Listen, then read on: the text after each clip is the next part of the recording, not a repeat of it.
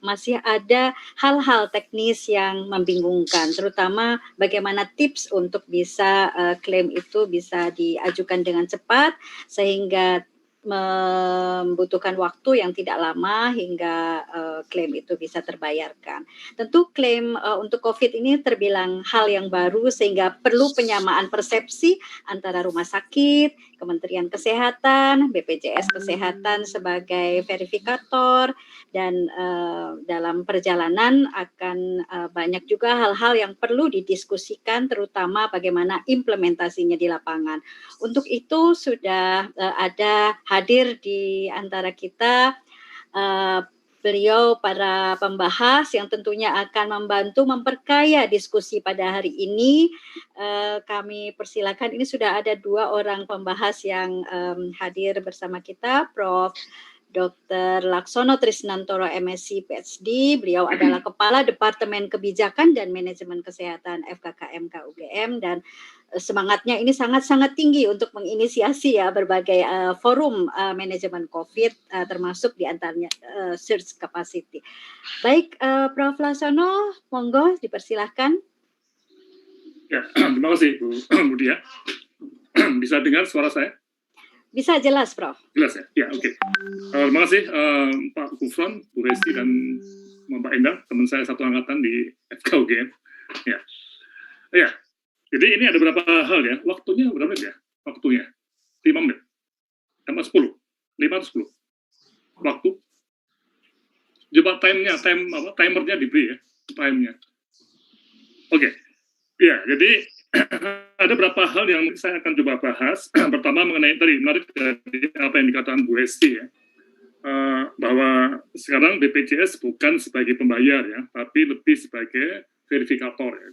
Nah ini menarik, dan ini juga mungkin perlu kita lihat dalam konteks ini pendanaan melalui BPJS itu sekarang mungkin agak turun ya. Saya dengar dari banyak rumah sakit itu pasien non COVID itu menurun ya. Jadi ini mungkin beban BPJS juga bisa turun, tapi kita belum pernah melihat data yang jadi. Mungkin nanti kita bisa bikin satu webinar mengenai apa yang terjadi di rumah sakit untuk pasien-pasien non-COVID ya. Kedua, ini Bu dan Pak Gufron ya, saya mencoba membahas dari sebuah sisi yang mungkin belum ada di regulasi atau mungkin sudah tapi belum jelas ya. Yaitu mengenai sisi di mana dalam pembiayaan COVID ini ya, pasien COVID di rumah sakit itu ada sebagian masyarakat yang justru mungkin mereka memilih tidak dibayar oleh pemerintah. Yaitu ada misalnya begini ya, ini contoh ya, pasien itu ternyata ada yang milih di rumah sakit yang memang BPJS ya, tapi juga ada yang pergi ke rumah sakit non BPJS. Nah, ini ada satu kasus ya, yang non BPJS itu ternyata di Rumah Sakit Nasional di Surabaya, memang itu tidak ada kerjasama dengan BPJS. Tapi rumah sakit ini juga ditunjuk oleh pemerintah sebagai salah satu rumah sakit yang menangani COVID dan sampai yang kasus yang serius ya. Dan bahkan rumah sakit ini juga membeli PCR dan sebagainya untuk tes dan sebagainya. Nah, ini adalah suatu bentuk dari peran swasta ya dengan investasi sendiri. Nah, pertanyaan menarik untuk Bu Hesti juga ya, dalam konteks ini bagaimana kebijakan publik mengenai pasien-pasien yang membayar sendiri, jadi mereka tidak butuh atau tidak perlu diberi pemerintah. Nah, apakah hal seperti ini bisa istilahnya itu disahkan ya, karena kalau secara keuangan negara ini bagus sekali karena rumah sakit ini kelihatannya juga tidak ingin membebani pasien karena juga yang kena COVID itu ternyata juga orang-orang yang kaya yang tidak bisa keluar negeri karena efek lockdown. Ya. Jadi mereka nggak butuh BPJS. Ya. Jadi ini menarik ya. Jadi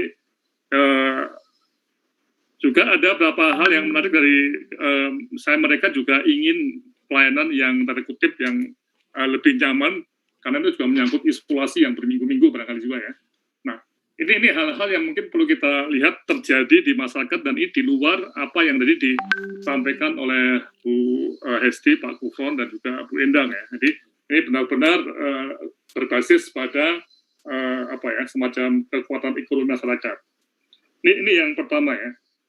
Kemudian yang kedua, kalau rumah sakit itu memang kerjasama dengan BPJS ya, dan punya bangsal VIP. Nah, bagaimana kalau pasien juga memilih tidak mau BPJS ya, dan juga sebagian dari mereka itu juga sudah ditopang oleh askes swasta ya. Jadi, tapi tentunya ketika bicara mengenai ICU dan ruang isolasi itu tidak menggunakan BPJS sama semua ya. Tapi ini intinya mereka juga tidak mau pakai BPJS, karena kalau kita lihat ini sebagai gambaran ya, askes komersial pun itu juga banyak yang menyediakan untuk pasien COVID ya, seperti prudensial, ini 1 juta per hari untuk maksimal 30 hari. Aksa Mandiri juga seperti itu, ya, sekitar sampai besar sekali ya, untuk dokter juga ada ya, sampai ada yang satu ya untuk nah, kemudian untuk Manulife ini juga ada sampai tutup usia itu mendapat 200 juta. Jadi COVID itu tidak diinstitusikan, bahkan perusahaan-perusahaan askes swasta ini membuat kebijakan yang tidak perlu masa tunggu. Ya. Nah, jadi memang ada suatu pasar yang tidak BPJS. Nah, ini mohon bagaimana situasinya. Ya. Nah, terkait dengan apa yang kita sebut seperti ini, yang ada orang yang memang mempunyai askes komersial. Tapi pertanyaannya, apakah orang ini boleh nggak untuk juga mendapat klaim BPJS? Jadi double klaim. Ini yang jadi satu isu kunci yang perlu kita lihat, karena saya juga punya BPJS, saya pribadi punya BPJS, dan saya juga punya askes pribadi yang di luar BPJS. Itu mereka nawarkan, Pak, enggak apa-apa, nanti bisa klaim double kalau sakit. Ini menarik sekali ya. Oke. Nah, dari sinilah saya melihat bahwa kasus COVID ini dari aspek pembiayaan ini menyangkut sekali lagi satu pertanyaan yang menarik mengenai siapa sumber dana dari penanganan pasien COVID ini. Nah, apakah kebijakan publiknya itu juga akan membuka bahwa pasien COVID itu bisa didanai oleh pemerintah tadi, yang Bu Hesti katakan ya, melalui Dirjen Yankes, melalui rujukan ya, dengan dana yang saya nggak tahu berapa.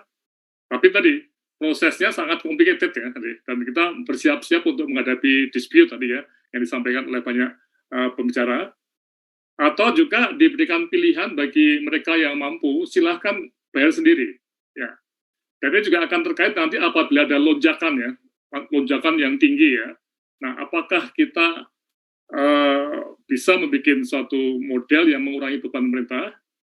Kemudian yang kedua, juga memberikan insentif untuk rumah sakit swasta ya. Saya tidak tahu apakah perhitungan costing di rumah sakit swasta itu dibanding dengan premi yang dibayarkan klaim yang dibayar oleh Kemkes itu tanda kutip defisit atau baik, atau di atas unit cost. Ya. Nah, ini hal-hal yang perlu kita cermati, karena mungkin sebagai rumah sakit swasta juga mereka mengeluh tidak boleh cost sharing, tapi harus mendapat klaim tadi. Nah, ini jadi satu isu yang mungkin nanti kita bisa bahas lebih lanjut, dan mungkin Bu Hesti bisa berikan semacam penjelasan. Saya demikian, Bu pendapat saya. Sekian dan terima kasih. Baik, terima kasih Prof. Laksono. Mungkin untuk lebih efektif kita kumpulkan dulu isu-isu dari para pembahas. Kalau boleh saya sarikan dari Prof. Laksono ada 2 poin, yakni yang pertama adalah potensi adanya sumber pembiayaan dari sumber pembiayaan lain selain dari pemerintah atau melalui BPJS dan Kemkes. Kemudian yang kedua, bagaimana dengan rumah sakit swasta? Apakah dengan sistem pembayaran klaim ini juga nantinya akan mempengaruhi cash flow dari rumah sakit swasta? Karena tentunya akan berbeda kondisinya bila dibandingkan dengan rumah sakit pemerintah. Baik, ini kami simpan dulu Prof. Laksono, kami haturkan kepada Dr. Tonang untuk bisa menyampaikan hal-hal yang sangat menarik untuk dibahas. Kita kenal bahwa Dr. Tonang ini beliau adalah